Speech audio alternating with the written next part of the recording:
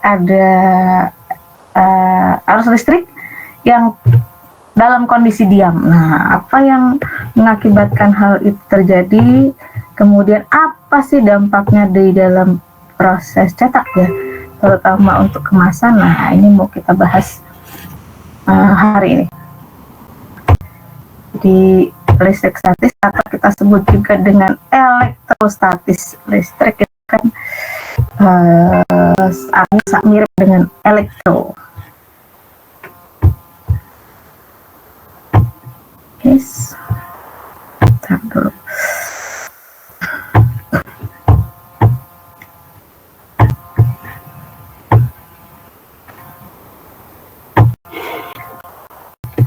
Oke, jadi listrik statis atau elektrostatis itu kalau dilihat dari katanya itu kan ada listrik, ada statis. Statis itu diam. Jadi timbulnya arus listrik atau timbulnya muatan listrik pada saat keadaan diam. Nah, kenapa bisa terjadi seperti itu? Nah, kemarin saya pernah ngasih ilustrasi kaitan dengan ini. Bentar, nah ini misalnya ada mistar atau penggaris yang terbuat dari plastik. Kemudian plastiknya itu penggarisnya atau mistarnya itu kita gosok-gosok terlebih dahulu. Terjadi gesekan antara penggaris plastik dengan misalnya kita gosok plastik itu di atas meja ya. Terjadi gesekan antara plastik dengan mejanya sehingga mengakibatkan terjadinya perubahan muatan. Di mana? Di plastiknya, di penggaris plastiknya. Sehingga timbul yang namanya muatan yang ada pada plastik. Adanya muatan pada plastik ini mengakibatkan dia akan menarik material yang ada di sekelilingnya. Kebetulan kalau di sekelilingnya itu ada kertas, sobekan kertas kecil, maka sobekan kertas kecil ini akan ikut terangkat. Atau misalnya debu gitu ya, misalnya karena penggarisnya ini sudah bermuatan, dia akan menarik debu-debu yang ada di sekelilingnya. Sehingga kelihatan tuh banget tuh plastiknya ditempelin debu banyak banget, dan itu sukar untuk dihilangkan. Kenapa? Karena ditarik dengan sangat kuat oleh si penggarisnya. Itu juga kalau biasanya dulu pernah anak-anak iseng gitu ya, penggarisnya digosok gitu ke atas meja, kemudian setelah itu ditaruh ke rambut temennya gitu.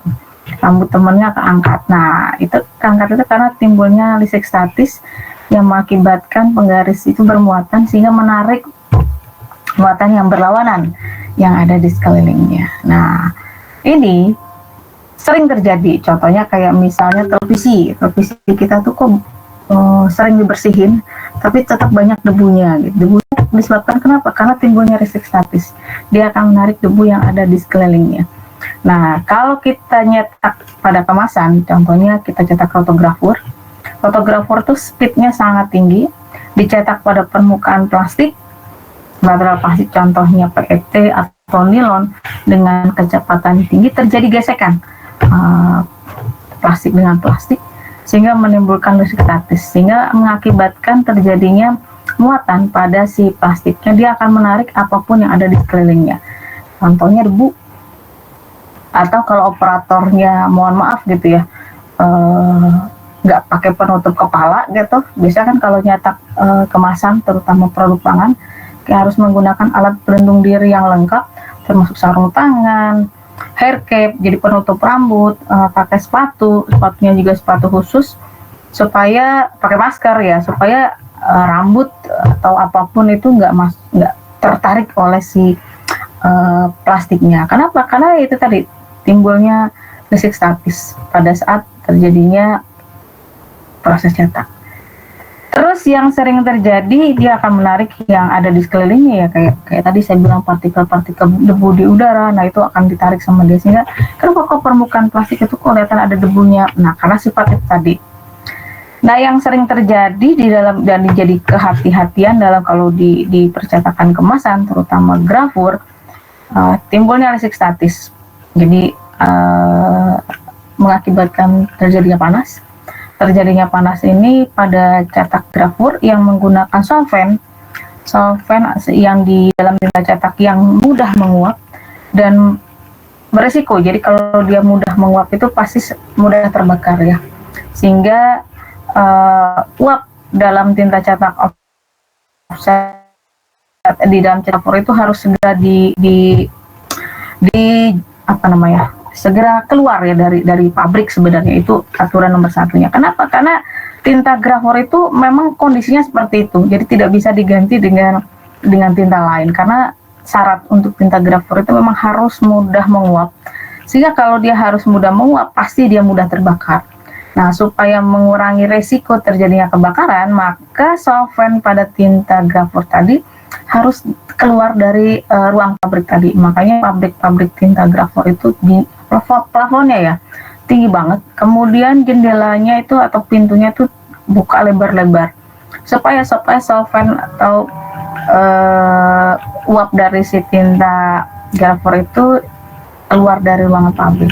Sebab kalau masih ada di pabrik terakumulasi, timbulnya listrik statis, memicu terjadinya kebakaran. Nah, ini resiko yang sering terjadi pada cetak grafor seperti itu.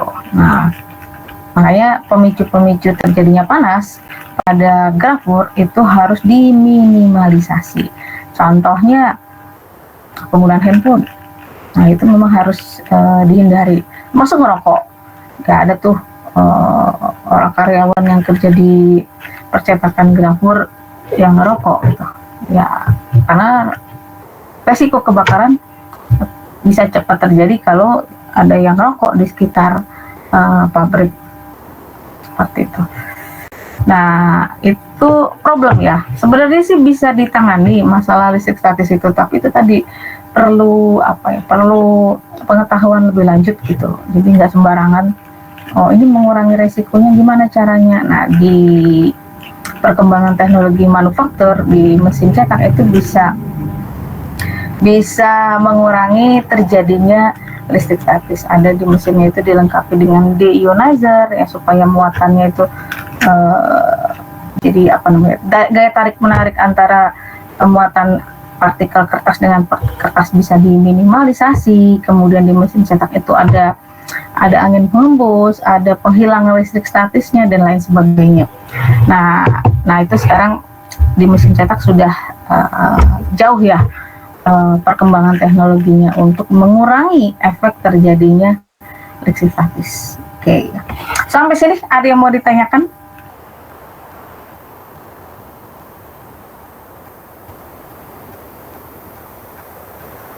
Dari paparan saya.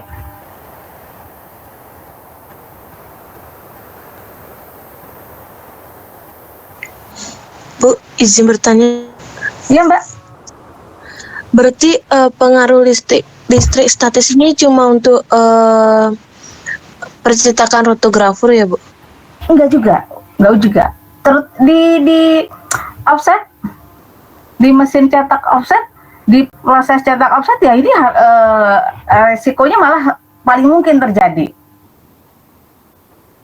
Kalau kita mau cetak offset gitu kan, kertasnya sudah kita siapin nih, kita mau taruh di feedernya gitu. Sebelum ditaruh di feeder, apa yang harus kita lakukan? Kibas lepas kertasnya, Ibu. Dikocok kertasnya. Supaya apa? Debunya menghilang. Nah, mengurangi resiko terjadinya listrik statis sebenarnya. Jadi kalau dengan dikocok kertasnya terlebih dahulu, mengurangi terjadinya gesekan antara satu kertas dengan kertas yang lain. Kan dengan kecepatan mesin yang tinggi, misalnya kalau di GTO 52 itu kan sistem feedernya, sistem pemasukannya apa? Stream feeder atau single sheet? Single sheet, jadi satu-satu gitu. Nah, terjadi gesekan antara permukaan kertas dengan kertas yang lainnya. Timbul yang namanya listrik statis di situ. Akibatnya terjadi gaya tarik menarik tuh antara partikel kertas dengan partikel kertas. Nah, kalau dia saling tertarik gitu ya, sehingga pada saat dia memasuk ke mesin cetak terjadi double sheet, terjadi paper jam di situ. Nah, sehingga kan berhenti tuh proses cetak gitu. Kalau hal tersebut terjadi, ya kan? Betul nggak? Makanya di mesin cetak offset sekarang ini sudah ada itu untuk mendeteksi atau mengurangi resiko terjadinya listrik statis. Pakai deionizer, pakai sistem angin penghembus, pakai macam-macam lah gitu di mesin cetaknya. Gitu ya. Baik Bu, makasih Bu. Nah, Mas, ada lagi yang mau ditanyakan? Ibu izin tanya. Ya, Mbak. Kan waktu itu kemarin saya sempat nanya sama ibu, kalau misalnya ketika dalam proses cetak, ketika kertas atau material pada impresi dan blanket akan menghasilkan listrik statis, Bu. Nah, itu gimana ya Bu cara untuk meminimalkan besarnya listrik statis tersebut? Gimana? Kan kemarin saya sempat nanya sama ibu masalah. Nah, itu saat ketika material itu diimpresi sama blanket akan menghasilkan listrik statis. Nah, itu kadang dapat menimbulkan peaking karena berpengaruh pada proses cetaknya. Nah, itu untuk meminimaliskan besarnya listrik statis itu caranya gimana ya, Bu? Kan itu di dalam mesinnya. Gitu. Terima kasih, Bu. Jadi kan kalau kita harus tahu dulu nih penyebab terjadinya listrik statis itu apa gitu. Nah, dari situ kayak gini lah, kayak apa ya namanya, dokter gitu ya. Dokter itu kan kalau dia mau mendeteksi gitu ya, ini ada orang datang nih, pasien datang sakit gitu, pasti kan dia diagnosis dulu, dia tanya-tanya dulu dong gitu. Ini penyebabnya, dia keluhnya apa? Oh, batuk. Panas nggak? Oh, enggak gitu.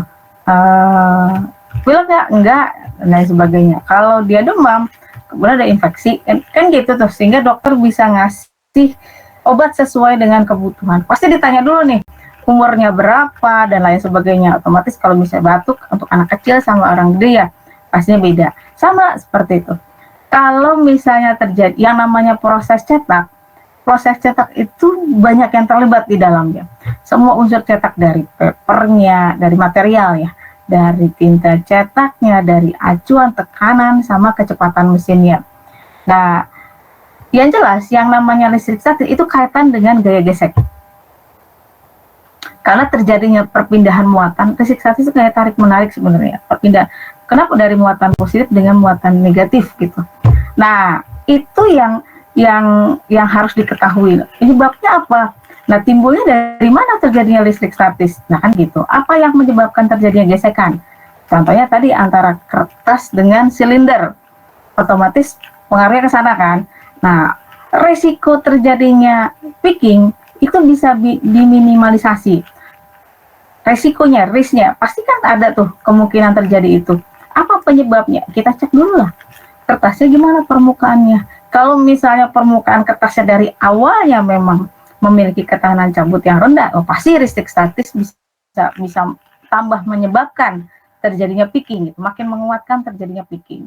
Tapi kalau dari awal permukaan kertasnya itu nggak masalah, artinya memiliki ketahanan cabut yang tinggi, kemudian timbul terjadinya peaking, wah kita cari lagi nih penyebabnya apa. Apakah disebabkan karena si tinta cetaknya? Apakah misalnya dari tekanan cetak yang diberikan antara impresi dengan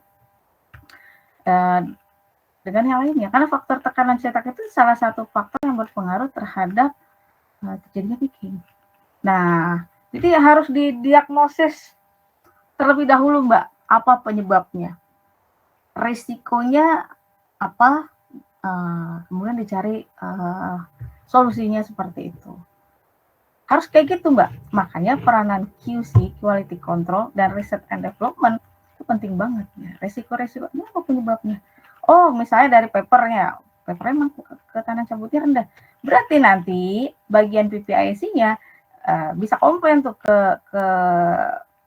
distributor kertasnya. Ini kertasnya tidak sesuai dengan spesifikasi yang dia buat gitu. Kalau memang ke permukaan kertasnya bagus, nggak ada masalah, berarti kemungkinan karena pengaruh tinta cetaknya, atau kemungkinan disebabkan karena tadi pengaruh tekan atau kecepatan, atau jangan-jangan kondisi pada saat proses cetak itu berlangsung gitu, pengaturan kelembaban udara dan lain sebagainya. Gitu, Mbak. Baik, Bu, makasih, Bu. Jelas kalau di awal, dari tahap awal, ya berarti di feedernya ya, untuk mengurangi resikonya biasanya di mesin cetaknya sudah dipasang ya berbagai cara untuk mengurangi risiko timbulnya listrik statis. Ya, gitu. Iya, Bu. Ada lagi yang mau ditanyain?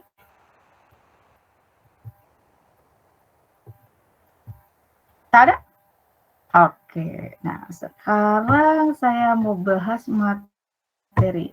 Tolong dengerin baik-baik karena abis ini semua masuk mengenai fisikanya ya. Oke.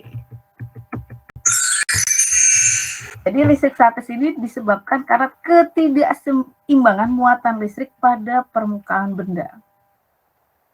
Jadi umumnya listrik statis ini disebabkan karena pengaruh dari kelistrikan tidak mengalir. Gitu.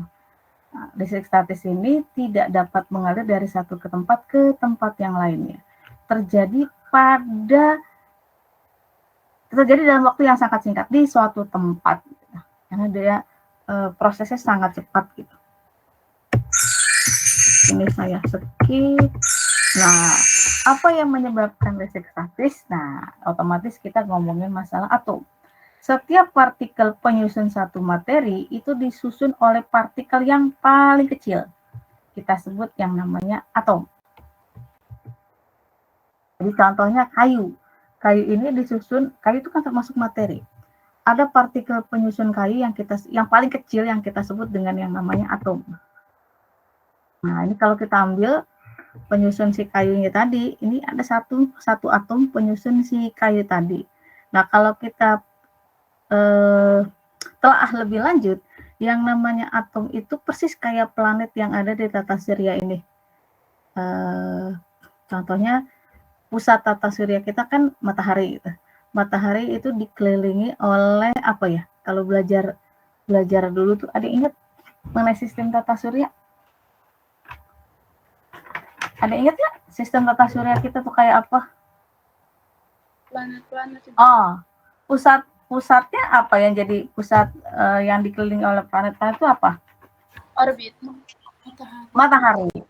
Kayak bumi bergerak, berotasi mengelilingi si matahari kan sebagai pusat tata suryanya kita itu. Ada lagi planet apa? Kamu ingat nggak berbagai jenis planet? Hah? Apa aja tuh? Ingat, Bu. Okay. Merkurius, Venus, Mars, Bumi, Jupiter. Oh gitu. Nah, setiap planet kayak kita bumi ini kan punya lintasan tertentu ya. Gitu juga dengan ada Venusnya, ada Merkurius, itu punya lintasan berputarnya gitu. Betul nggak? Nggak pernah tuh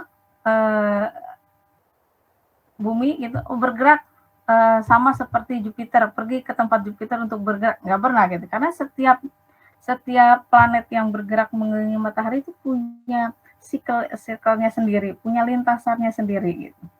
Nah, sama kayak atom. Atom itu terdiri dari inti atom. Terus kemudian inti atom itu dikelilingi oleh elektron yang bergerak mengelilingi dia. Nah, jadi atom itu kalau diambil gitu salah satu partikelnya, diteliti lebih jauh, penyusun terkecil partikel suatu zat itu kita sebut namanya si atom ini. Atom itu memiliki inti atom yang jadi pusat tata surya tadi, kemudian dikelilingi oleh yang namanya elektron. Jadi elektron itu bergerak mengelilingi inti atom. Sampai sini? Paham, Bu. Oke. Halo yang lainnya? Paham, Bu. Oke. Paham, Bu. Sip. Nah, lihat lagi lebih jauh, inti atom itu, kita ngomongin inti atom nih, inti atom itu terdiri yang dari namanya proton dan neutron. Jadi di atom ada proton, ada neutronnya. Proton itu bermuatan positif. Kalau neutron itu nggak bermuatan. Sedangkan kalau elektron itu bermuatan negatif. Oke, saya ulang lagi. Jadi kalau diambil gitu dibahas lebih detail lagi, yang namanya inti atom sebagai pusat ini yang dikelilingi oleh elektron ini memiliki proton dan memiliki neutron. Nah, proton itu bermuatan positif, neutron itu tidak bermuatan, sedangkan elektron itu bermuatan negatif. Oke, jadi atom itu punya proton, punya neutron, punya elektron. Oke, udah ya? Oke? Oke, Ibu. Oke, saya lanjutin. Nah, jadi misalnya tadi kayu atau kertas itu terdiri dari inti atom. Inti atomnya ada proton, ada neutron, kemudian dikelilingi oleh si elektron. Elektron itu bermuatan negatif. Nah, yang namanya proton ataupun elektron ini bisa menerima atau bisa juga melepaskan elektron yang dia punya. Bisa terjadi perpindahan. Jadi kandungan-kandungan muatan pada si elektron ini atau di proton ini bisa bertambah atau bisa berkurang. Jadi dia bisa mengalami perubahan muatan. Nah, itu yang harus diingat terlebih dahulu. Jadi yang namanya elektron ini bisa mengalami perubahan muatan, dia bisa menerima elektron, bisa juga melepaskan elektron yang dia punya. Gitu ya. Nah, ini tadi juga sudah. Nah, ini dia. Jadi yang namanya tadi udah nih, proton dan neutron membentuk inti atom yang dikelilingi oleh elektron. Nah, untuk mengelilingi inti atom, si elektron ini berada pada lintasan tertentu. Di tiap lintasan itu memiliki tingkat energi tertentu. Nah, contohnya kayak gini nih, sebentar.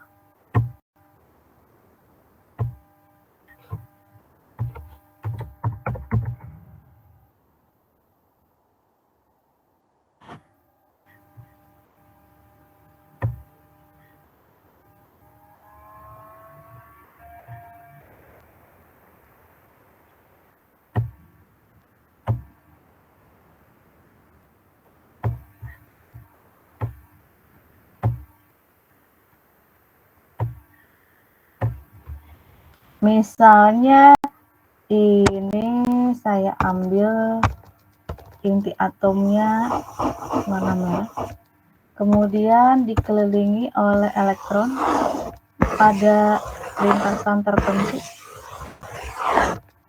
Oke, ini elektronnya ada 2 elektron.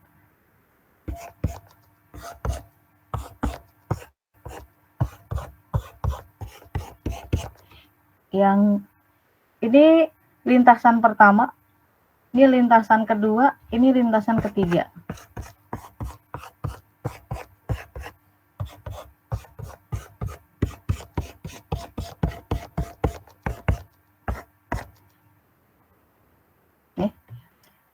Ini inti atom itu dikelilingi oleh elektron yang berada pada lintasan tertentu.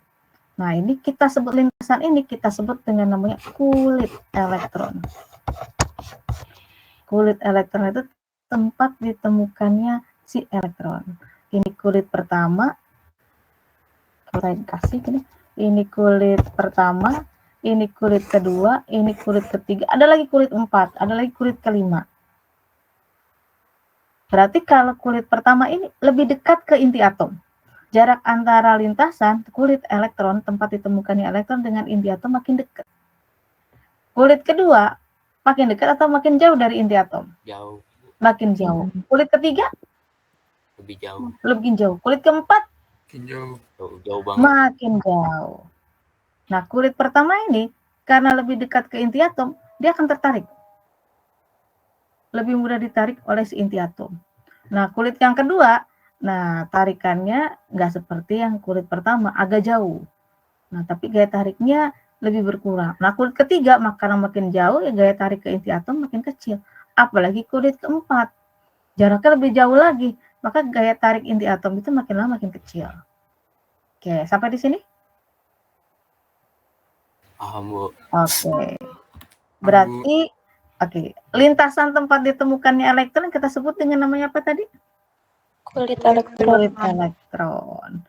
Jadi tiap-tiap kulit atau lintasan ini ada elektronnya. Dan elektronnya itu jumlahnya beda-beda. Kulit pertama ini cuma 2 elektron. Nah, kulit kedua ini ada 8. Kulit ketiga ada berapa?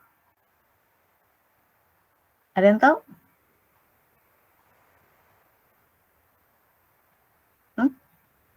Kalau belajar dulu 1S2, berarti kulit pertama ini ada berapa elektron? 2. Kulit kedua 2S2, 2P6. Ada berapa elektron? 8. 8. Kalau kulit ketiga 3S2, 3P6, 3D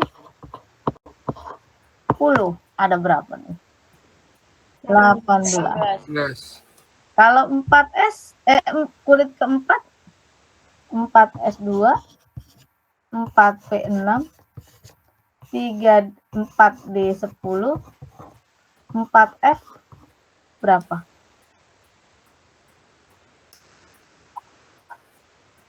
F-nya ada berapa? 14. Jadi total ada berapa? 32.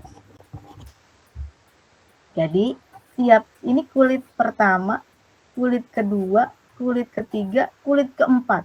Kulit pertama ini cuma ada 2 elektron. Paling banyak 2 elektron. Kulit kedua ini ada 8 elektron.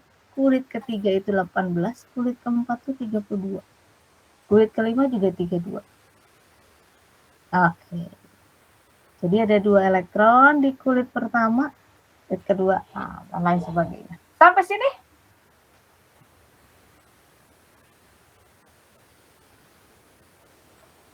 Ada yang masih belum paham kah? Masih belum paham sama yang S1, S2 itu, Bu. Oh, gitu. Saya belum tahu, Bu. Oh, baru tahu. Sebenarnya detailnya sih mau saya bahas di kimia nantinya gitu. Coba karena sekarang saya tuh sebenarnya nggak kepingin menjelasin ininya dulu nih. Ini sebenarnya mode saya skip dulu nih sebenarnya nih. Ini sebenarnya sih pengen dihilangin dulu supaya nggak pusing gitu. Nah, intinya sih sebenarnya nanti di kimia lebih detail lagi. Yang jelas tiap-tiap kulit itu punya elektron yang berbeda-beda. Kulit pertama N kita sebutnya N sama dengan 1 itu cuma maksimal punya 2 elektron. Kulit kedua itu maksimal punya 8 elektron. Kulit ketiga itu punya 18 elektron. Kulit keempat itu punya 32 elektron. Dari mana? Nah, nanti di kimia kita bahas ya. Karena tadi ada yang namanya orbital S, orbital P, orbital D, ada orbital F. Oke, saya bahas di sini aja deh. Orbital S.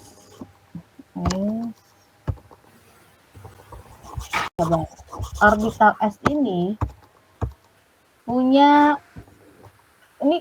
kalau angka di depannya ini menunjukkan jumlah, ini kulit pertama. Kulit pertama orbital S. Orbital kayak hotel lah. Hotel itu kan punya kamar-kamar ya. Kalau hotelnya sederhana, kayak losmen itu dia cuma punya 1 kamar. Kulit kedua, 2 kita sebutnya, dia punya 2 kamar. Kamar S dan kamar P. Kamar P itu punya 1 lantai, ada 3 kamar. Oke. Kemudian kulit ketiga, kita kasih nama 3. Dia hotelnya punya 3 jenis ruangan kamar, 3S, 3P, sama 3D. Nah, kalau hotel bintang 4, dia punya kamar 4S, kelas 4S, kelas 4P, kelas 4D, kelas 4F. Gitu ya. Betul nggak? Ini kulit pertama cuma punya 1 kamar. Dari mana? Dari hasil penelitian. belajar fisika kuantum kulit pertama cuma punya satu kamar. Jadi kalau hotel Melati lah, gitu ya. Nah, hotel bintang 2 dia punya 2 jenis kamar, kamar S sama kamar P. Kamar S ini cuma punya satu kamar sini. Tapi kalau orbital P itu punya 3 kamar, 1, 2, 3. Oke. Nah, kalau bintang 3 hotelnya ada orbital S, 3P sama 3D. Kalau orbital S tadi punya satu kamar, orbital P punya berapa kamar tadi? P? 3. 3 Bu. 3. Oh. Orbital D dia punya 5 kamar. 1, 2, 3, 4, 5. Ini yang bintang 3. Hotel bintang 4, oh dia punya macam-macam. Ada yang kelas S, 4T, 4D, sama 4T. Nah, kalau S tadi kamarnya ada berapa? Tuh. Misalnya 1. B ada berapa kamar? 1. 3. D ada berapa kamar? 5. 5. F 7.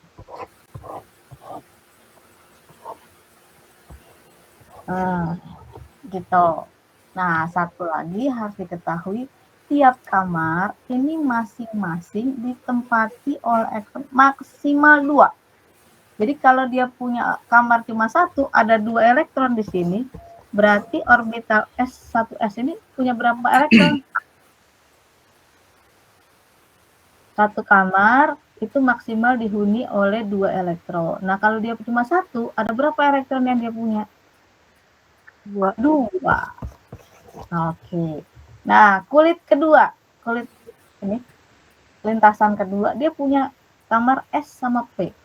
S itu punya 2 elektron. Nah, kalau P ini punya 3 kamar. Kalau masing-masing diisi oleh elektron ya. Nah, berapa elektron di P? 6. 6. Jadi totalnya ada berapa nih? 8. 8. Oke. Kalau 3S nih, ada maksimal tadi ada berapa elektron orbital di S? 2. 2. Berarti ada 2. Di P ada berapa? 6. 6. Di D ada 5 kamar nih. Jadi ada total ada 10. Jadi total ada berapa? 6. 18. 18. Oke. Sekarang kelas kulit keempat. 4S. Ini ada 2. 4T ada berapa? 6. 6. D-nya ada 5. Total jadi ada berapa elektron semuanya? 10. 10. Ini F ada 7 kamar. 14. Jadi ada 14. 14. Total ada berapa nih? 2 tambah 6, 8. 8 tambah 30. 18 tambah 14, 30. 30. Kurang. Dari sini ya. Oke, ada yang masih bingung? Ibu, saya izin bertanya. Berarti setiap S itu isinya 2 ya, Bu? Iya. Tiap kamar maksimal ditempati oleh 2 buah elektron. Boleh nggak 1? Ya boleh aja, tapi nggak boleh lebih dari itu. Ya, Terus maksimal. angka depannya itu berpengaruh nggak, Bu, yang 2S, 3S, atau enggak 4S? Oh, pengaruh dong. Karena kaitan dengan tadi kan, dengan ini. Ini, dengan ini. Nah, ini. Kalau makin dekat ke inti kan makin ditarik. Ya kan? Benar nggak? Makin dekat ke inti kan ada gaya tarikan inti nih. Pengaruh dong. Iya kan? Kalau misalnya kamu bisa nginep di hotel bintang 4, berarti kan kamu bisa misalnya bisa pindah dong ke yang kelas misalnya yang nomor 3 bisa. Karena kamu punya duit banyak gitu. mau nginep di hotel bintang 4, bisa nggak nginep di hotel bintang 3? Bisa. Bisa nginep di hotel bintang, boleh, kenapa enggak gitu. Tapi kalau dia cuma bisa nginep di hotel bintang 1, bintang 1, di kelas Melati, kan dia nggak bisa tuh pindah ke bintang 4. Betul nggak? Jadi kalau dia punya dia di bintang 4, di lintasan keempat, dia bisa pindah ke dia punya duit kok, bisa pindah. Tapi kalau dia cuma punya duit di bintang 2, dia mau ke bintang 4 ya nggak bisa gitu. Kan gitu. Ilustrasinya secara sederhana tuh kayak gitu. Ya, Mbak? Betul, Bu. Terima kasih, Bu. Oke. Ada lagi yang mau ditanyakan? Terkait barusan? Ada yang masih belum paham?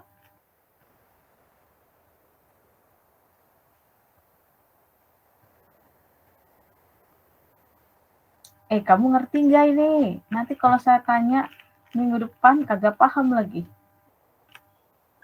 Ibu, saya mau nanya lagi, maaf, Bu. Iya, kenapa, Mbak? Kenapa? Itu setiap yang tadi itu naiknya 2 ya, Bu? Kotaknya. Naiknya 2 gimana? Dari misalkan 1S ke P jadi jadi 2P jadi naik 2 gitu, Bu. Jadi itu kulit. Tadi kan kita ngomongin kulit nih, Mbak. Yang ini nih. Mana tadi? Oh, di whiteboard.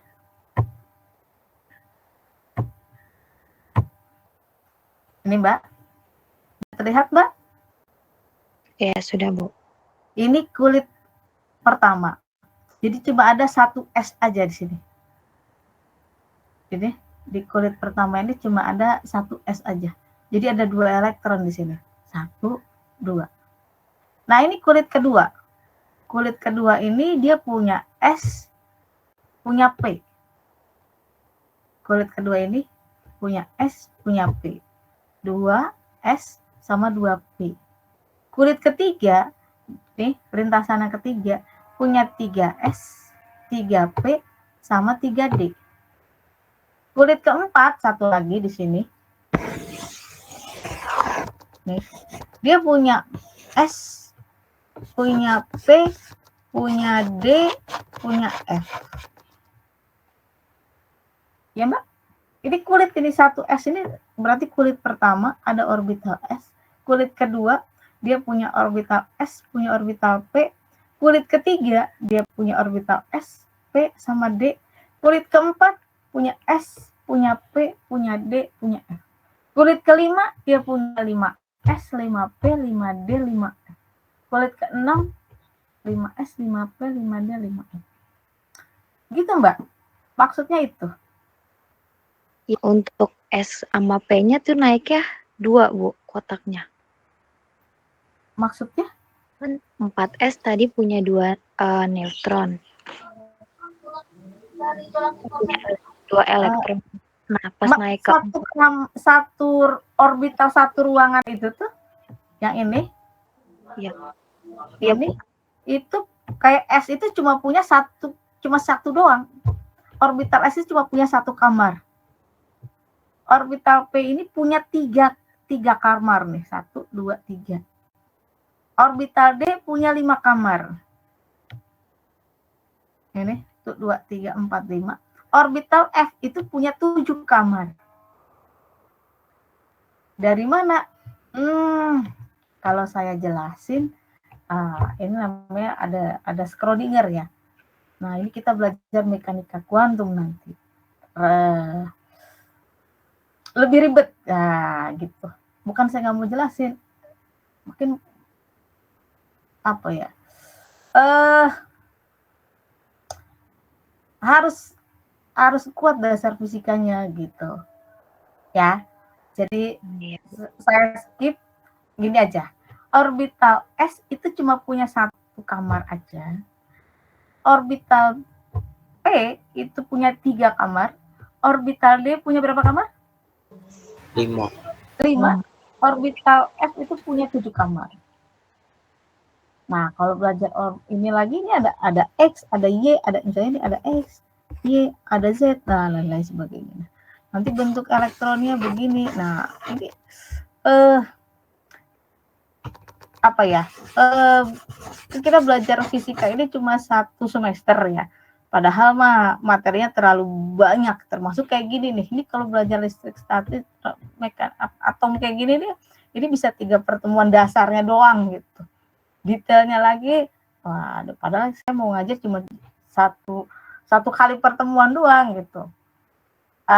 Mungkin bisa dibaca di buku lain lah. Kenapa cuma punya satu, punya 3? Nah, bisa banyak kok sekarang sumber-sumber bacaan. Tapi itu tadi ya harus didampingi pembahasannya supaya mudah dipahami. Jadi saya ngajar kayak gini nih harus menggunakan bahasa yang mudah dimengerti ya sebenarnya, supaya kamu lebih paham ilustrasinya kayak gitu. Ya Mbak? Baik Bu, terima kasih Bu. Kami. Ada lagi yang mau ditanyakan? Ibu izin bertanya, Iya Mbak. apakah kulit elektron cuma sampai 4 doang, Bu? Oh, ada sampai 5, 6, 7 kulit ya? Kulit bisa sampai 6, 7 bisa Mbak. Tapi kamarnya cuma sampai sekarang, penelitian sampai sekarang itu baru ada S, P, D, sama F. Kalau kulitnya bisa, tadi kita ngomong baru nih, kayak kita bahas tadi di kulit keempat. Nih, ada kulit kelima, ada. Kulit keenam, ada.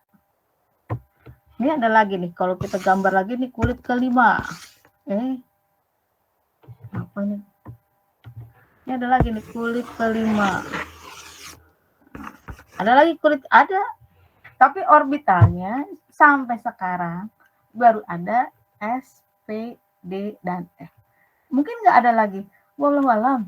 Kan namanya pengetahuan teknologi kan terus berkembang ya. Gitu. Sampai sini? Jadi ada nggak lintasan kelima, kulit kelima? Ada. Keenam ada. Kenapa enggak? Cuma itu tadi yang namanya penelitian itu masih terus berkembang ya. Nah, kalau orbital itu cuma masih sampai saat ini S, P, D, sama F. Gitu. Oke? Untuk menghitung itu SPDF-nya, Bu, kalau misalkan di kulit 5 gimana, Bu? Kalau kulit kelima berarti masih ada 5S, 5P, 5D, sama 5F. Berarti sama kayak yang 4 ya, Bu? Sama. Kasih, Bu. Sama. Ada lagi yang mau ditanya? Udah ya? Oke. Karena kita lanjutin.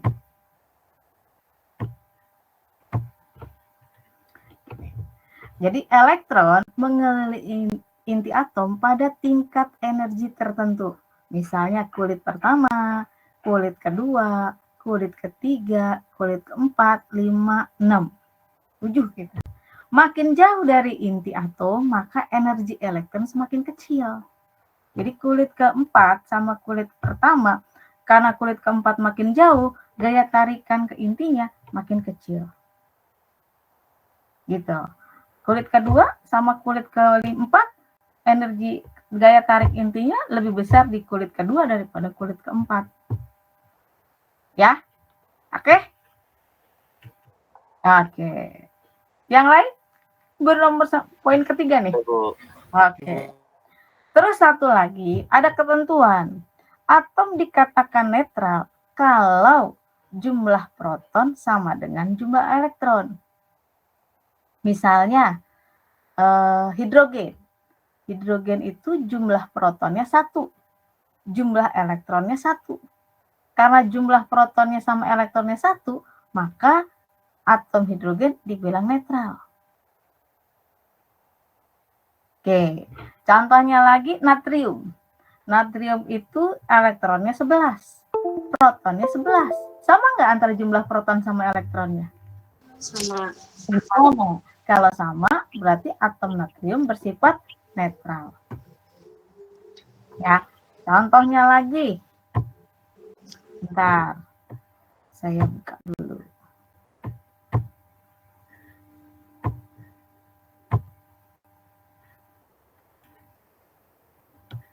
Nggak tahu nanya ya. Helium. Dia punya proton 2, punya elektron 2. Sama nggak jumlah proton sama elektronnya? Sama, Bu. Sama. Kalau sama berarti helium bersifat Netral. netral. Kalau magnesium punya elektron 12, punya proton juga 12. Karena jumlah proton sama elektronnya sama, berarti magnesium sifatnya Netral. netral. Klor 17. Jumlah protonnya 17, elektronnya 17. Maka klor bersifat Netral. netral. Dah, gitu. Oke ya. Saya lanjutin sebentar.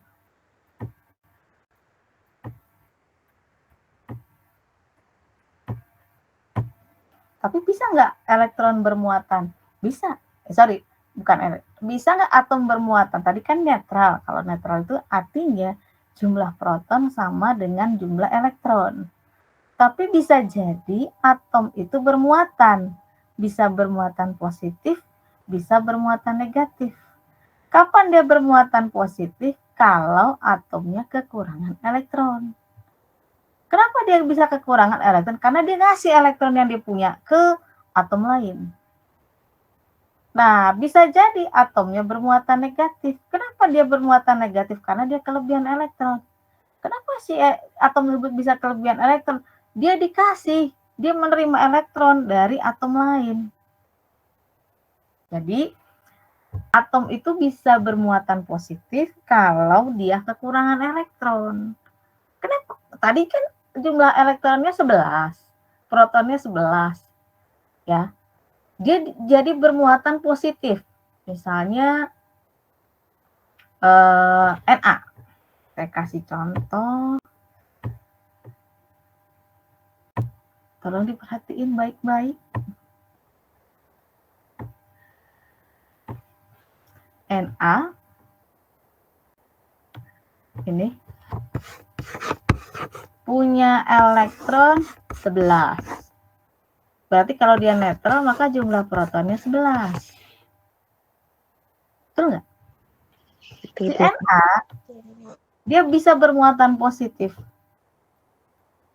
Na tadi muatannya 11, dia bisa jadi bermuatan positif. Kalau dia bermuatan positif, ini artinya elektronnya berkurang. Dia kekurangan elektron. Kenapa dia kekurangan elektron? Karena dia kasih. Dia kasih ke atom lain. Jadi si Na ini akan melepaskan elektron yang dia punya. Kalau dia melepaskan elektron, dia satu elektron, maka dia berubah menjadi positif 1. Karena dia melepaskan 1 buah elektron. Kalau dia melepaskan 2 elektron, dia jadi positif 2. Kalau dia melepaskan 3 elektron, berarti positif 3. Nah, Na yang tadinya tidak bermuatan, bisa jadi bermuatan positif. Artinya positif ini cuma 1, berarti dia melepaskan 1 buah elektron. Dia kekurangan 1 elektron. Nah, kalau dilihat nih kalau saya gambarin ini muatannya. Na ini kalau dilihat dari gambarnya kan kagak ada muatannya nih. Muatannya 0 karena sifatnya netral. Nah, kalau ini ada positif 1 nih. Kita kasih muatannya di Na ini positif 1. 0 sama positif 1. Ini kan nggak seimbang muatannya. Ini nggak ada muatan, ini bermuatan positif. Supaya sama, berarti harus ditambahin 1 buah elektron. Ini muatannya negatif 1. Nih, lihat nih, 1 elektron. Ini artinya ditambahin 1 elektron. Jadi, elektron ini kan muatannya negatif, minus 1. Positif 1 tambah minus 1 sama dengan 0. Ini artinya bacanya gini, Na bermuatan positif 1 karena dia melepaskan 1 buah elektron. Nah, ini. Tadi atom bisa bermuatan positif, nih Na jadi bermuatan positif karena dia melepaskan 1 buah elektron yang dia punya. Contohnya lagi Mg. Mg dia muatannya netral, nggak ada muatannya di situ, dia berubah menjadi muatan positif, dia melepaskan 2 buah elektron. Kalau dia melepaskan 2 buah elektron, dia bermuatan positif 2. Kalau dia melepaskan 3 buah elektron, jadi positif 3. Kalau melepaskan 1 buah elektron, jadi positif 1. Kalau melepaskan 2 buah elektron, positif 2. Kalau dia melepaskan 3 buah elektron, jadi positif 3. 3. Nah, sekarang kita lihat muatannya nih. Mg muatan di sini berapa nih? Dia netral nih, nggak ada muatan, nggak ada tandanya. Berarti muatan Mg di sini berapa? Kan nggak ada muatan ya di sini, nggak ada sign-nya kan? Positif negatif kan nggak ada di sini nih. Berarti Mg di sini tidak bermuatan, 0. Kita lihat nih Mg di sini, Mg2 plus ini muatannya berapa nih? 2. Positif 2.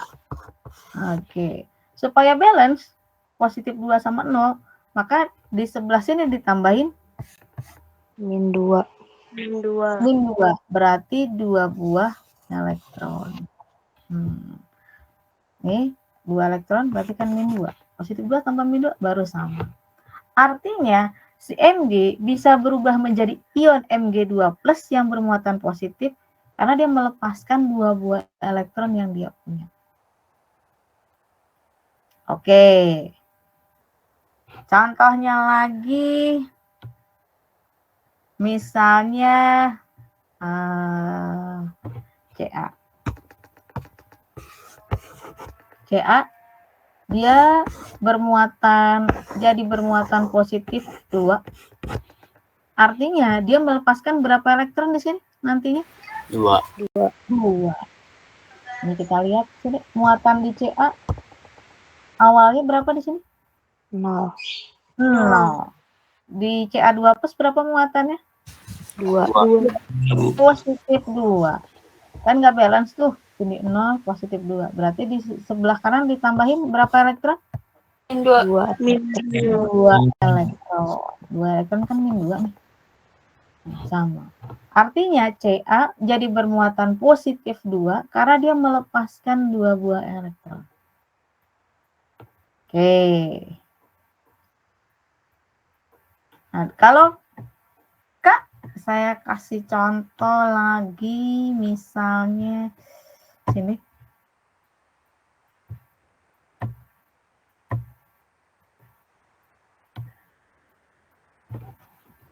Kak, dia bisa bermuatan positif 1. Berarti dia melepaskan berapa elektron? 1. 1 buah elektron. Ya. Kalau misalnya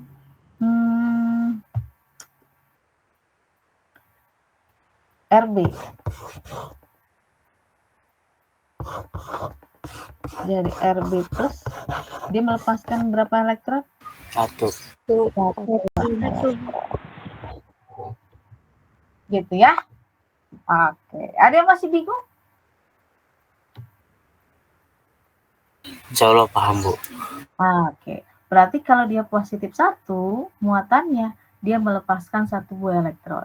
Kalau dia positif 2, melepaskan berapa elektron? Misalnya X, dia jadi X2 plus. Berarti atom tersebut melepaskan berapa elektron? 2. 2 elektron.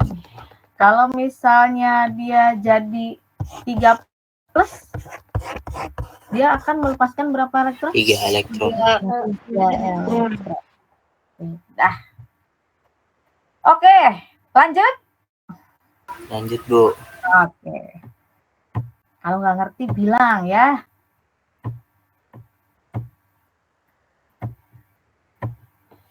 Nih. Atom bisa bermuatan positif kalau dia melepaskan elektron. Karena dia melepaskan elektron, maka jumlah elektronnya berkurang. Kalau misalnya dia bermuatan positif, karena dia melepaskan 1 buah elektron, dia kekurangan 1 elektron. Kalau dia melepaskan 2 elektron, jadi bermuatan positif 2. Dia kekurangan 2 buah elektron, karena udah dia kasih 2 elektron. Nah, bisa jadi atom tadi bermuatan negatif. Kalau dia bermuatan negatif, kenapa dia bermuatan? Karena dia menerima elektron. Karena dia menerima elektron, maka elektronnya berlebih. Ya, jadi ingat, dia bisa bermuatan positif karena dia melepaskan elektron. Tapi bisa jadi dia bermuatan negatif karena dia menerima elektron. Contohnya gini.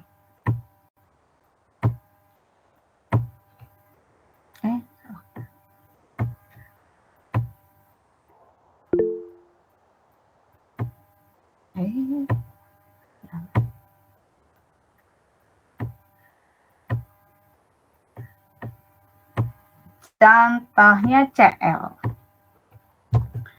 Cl nomor atomnya 17. Kalau dia netral berarti jumlah elektronnya 17, protonnya 17. Ya. Tapi bisa jadi si Cl ini bermuatan negatif. Negatifnya negatif 1. Artinya si Cl ini karena dia menerima satu buah elektron, ini artinya si Cl ini menerima satu buah elektron. Sehingga kelebihan elektron. Dia menerima elektron dari siapa? Dari atom lain, misalnya si Na. Na itu kan kaya. Dia punya kaya akan elektron. Dia kasih ke si Cl. Akibatnya si Cl dapat elektron kan? Kelebihan elektron. Karena dia menerima satu buah elektron, jadi dia bermuatan negatif 1. Kalau dilihat muatannya, si Cl di sini yang sebelah kiri, ini muatannya berapa di sini? 0, Bu. 0. Di sebelah kanan muatannya? Min 1. Min 1. Kan nggak balance tuh. Supaya balance. Tambah 1. Tambah 1. Masalahnya kita nggak bisa nambahin muatan yang positif. Yang kita bisa tambahin, yang bisa pindah tuh elektron. Jadi kita hanya bisa memindahkan elektronnya aja.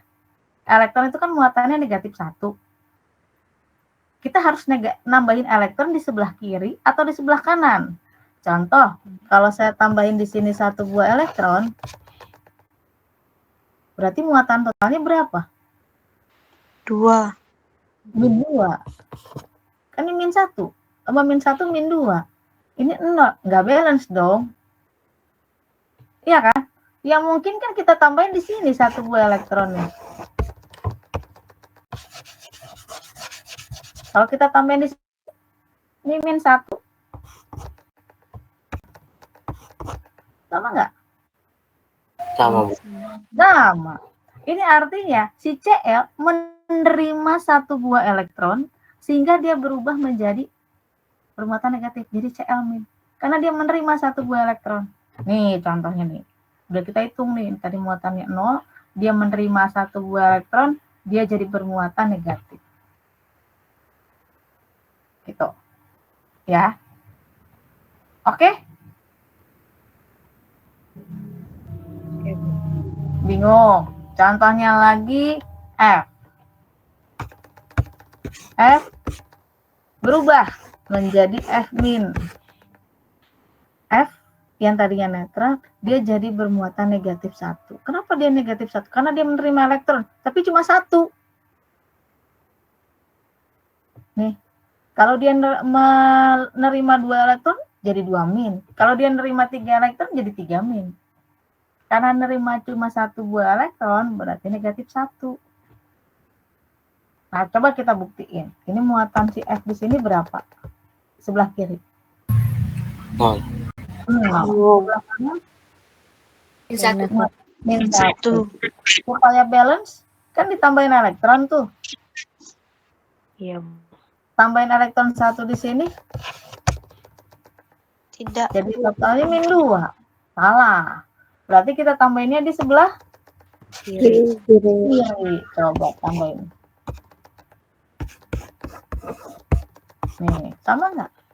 Sama. Nah, artinya si F ini menerima satu buah elektron sehingga berubah menjadi F min. Kan beda. Kalau tadi kan Na. Na bermuat netral, dia bermuatan positif. Nih, muatan positif. Kenapa? Karena dia melepaskan satu buah elektron. Tambahin elektron di sini. Ya kan? Karena dia melepaskan satu buah elektron, si Na ini kekurangan elektron. Kan udah dia kasih. Nah, beda sama si F ini. F ini jadi bermuatan negatif. Kenapa? Karena dia menerima satu buah elektron. Nih, buktinya dia menerima satu buah elektron. Ya. Oke. Oke, Bu. Ada yang masih bingung?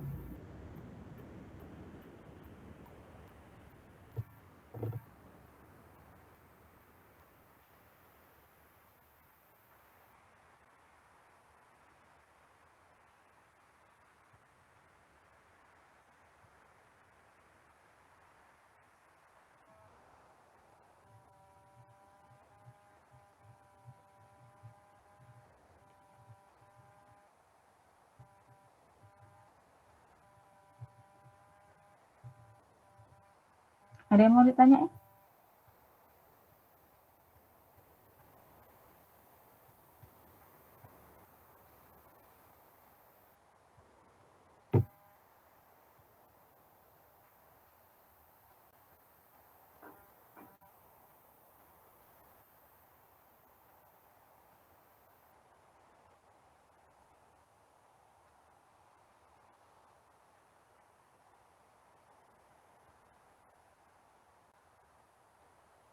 Ada yang mau ditanyain? Bu, saya mau nanya. Ya, Berarti perannya proton di sini nggak berpengaruh, Bu? enggak. Jadi yang berpengaruh siapa? Elektronnya ya, Bu? Iya, betul. Karena elektron itu yang bisa pindah dari satu lintasan ke lintas yang lain. Oke, Bu. Makasih ya, Bu.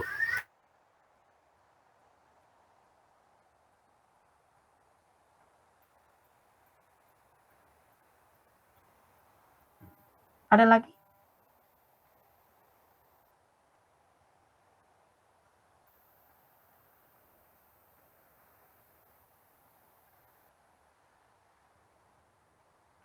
Saya mau tanya, ini jadwal kuliah teknik kemasan pindah ya? Iya, Bu. Iya, Bu, jadi Gimana? Ini Pak Tony Tampis baru bilang, kelas A jadi jam 8 sampai jam 9.30, kelas B 9.40 sampai 11.10, kelas C 11.20 sampai 12.50. Nah, kalau kelas saya jadi jam berapa tuh?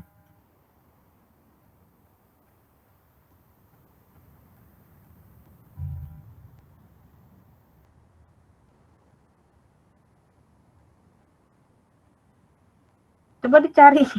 Ibu izin jawab, Ibu. Setahu saya kalau misalnya untuk pelajaran teknik kemasan dari kelas A itu pagi, Bu. Jadi nggak mempengaruhi apa-apa. Sementara untuk dari kelas B itu jadwalnya siang dan pagi itu nggak ada kelas. Jadi B nggak ada perubahan juga sih, Bu. Cuma dimajuin doang jamnya. Kalau untuk yang C, setahu saya itu baru, Bu, yang pindah jadwal, Bu. Oh, Gitu, Bu. ntar tolong diinfoin ke saya ya. Gimananya. Yang jelas, saya harus nyesuaiin diri dengan jadwalnya Pak Fatoni Tamsis. Udah, pokoknya saya yang pindah. Tapi pindahnya kemana? Tolong diinformasi supaya nggak bentrok juga dengan jadwal saya ngajar di tempat lain gitu. Ya? Baik, Ibu. Coba nanti saya tanyakan sama kelas C-nya terkait masalah ini, Bu.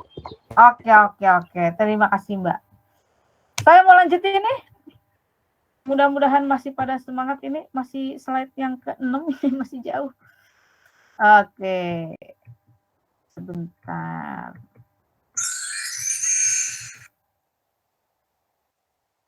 Oh yes, lupa di-share screen.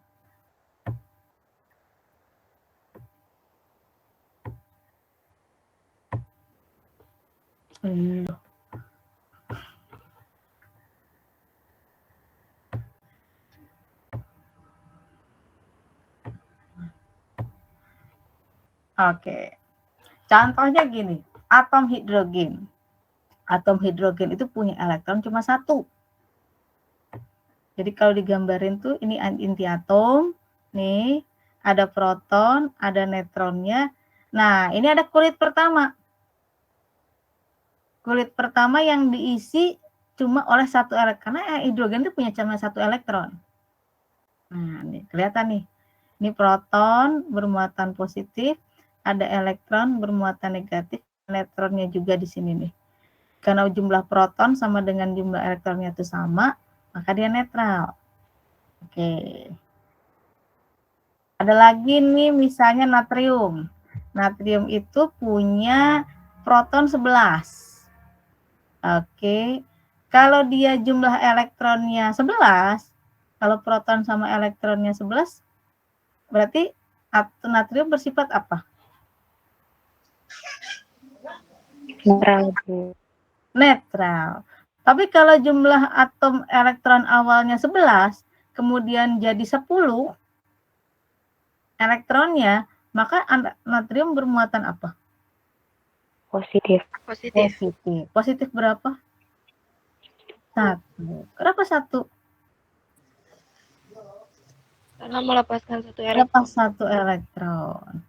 Cl punya atom, nomor atomnya 17. Jumlah protonnya 17, jumlah elektronnya 17.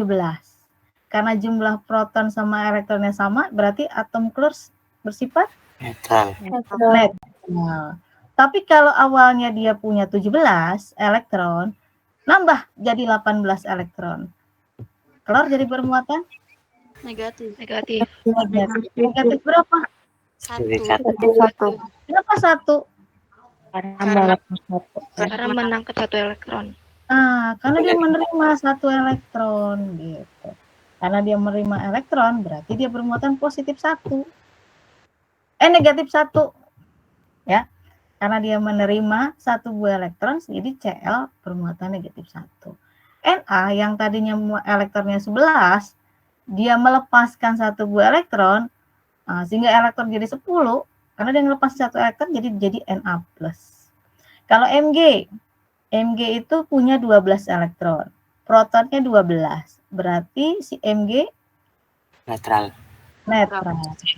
Kalau tadinya elektron si Mg 12, kemudian berubah jadi 10, tadinya 12, jadi 10.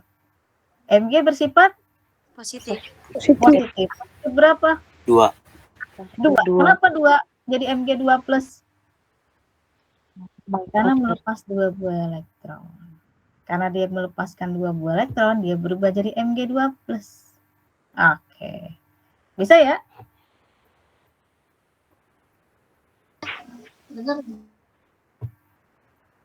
Kalium. Yang gampang deh. F9. Jumlah atom, jumlah proton F9, elektronnya 9. Berarti atom F bersifat Netral. Kenapa netral? Karena elektronnya sama, Bu. Oke. Kalau tadinya elektron di F9, kemudian berubah menjadi jumlah elektron jadi 10, F permuatan Negatif. negatif berapa? 1. Kenapa 1? Karena menerima 1 elektron. Karena menerima 1 elektron. Oke. Ada yang mau ditanyakan? Ada yang masih bingung? Sebenarnya saya pengen ngajar ini di kelas ini, cuma nggak mungkin. Minggu ini saya nggak mungkin. Hari ini full rapat ya, saya nggak tahu apa. Di sini kelas A yang ngajar siapa ya? Kalau kelas A TCK habis kelas saya. Sebenarnya jam kelas siapa ya sebenarnya? Pak Jul ya? Iya. Bu. Iya Bu, Fazul Bu. Ada kuliah nggak kata Pak Jul? Ada Bu, di jam 1. Karena kita ada rapat. Sebenarnya rapatnya dari pagi ya, misalnya dari pagi jam 9 nih, tapi saya minta izin sampai sore sebenarnya. Kalau habis ini yang B kuliah siapa? Offset Bu. Ada kuliah?